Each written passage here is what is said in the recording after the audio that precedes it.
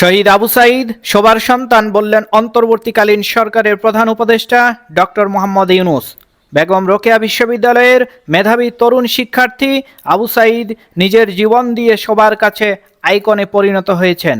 আবু সাঈদের বীরত্ব আর দেশপ্রেম দেখে অবাক গোটা দেশের মানুষ।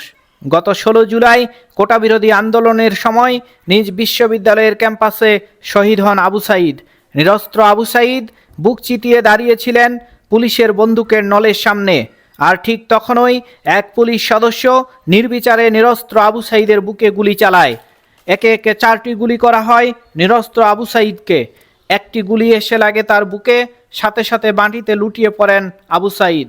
এদিকে গত 10 আগস্ট রংপুর জেলার পীরগঞ্জ উপজেলার প্রত্যন্ত গ্রাম বাবনপুরে আবু সাঈদের বাড়িতে যান অন্তর্বর্তীকালীন সরকারের প্রধান উপদেষ্টা ডক্টর মোহাম্মদ ইউনূস। সঙ্গে ছিলেন বৈষম্য বিরোধী ছাত্র আন্দোলনের সমন্বয়ক নাহিদ ইসলাম ও আসিফ মাহমুদ। বাংলাদেশ দেখে এক অভূতপূর্ব দৃশ্য।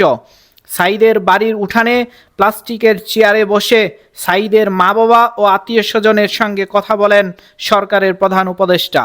চারপাশে ঘিরে ছিলেন গ্রামের অসংখ্য মানুষ।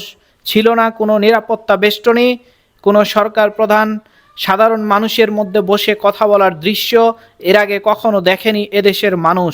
সরকার প্রধান ডক্টর মোহাম্মদ ইউনূস বলেন, আবু সাঈদ সবার সন্তান, আবু সাঈদ এর মা সবার মা, সবার মা আবু সাঈদের মা। চিরদিন আবু সাঈদের পরিবারের পাশে থাকার প্রতিশ্রুতি দেন সরকার প্রধান ডক্টর মোহাম্মদ ইউনূস।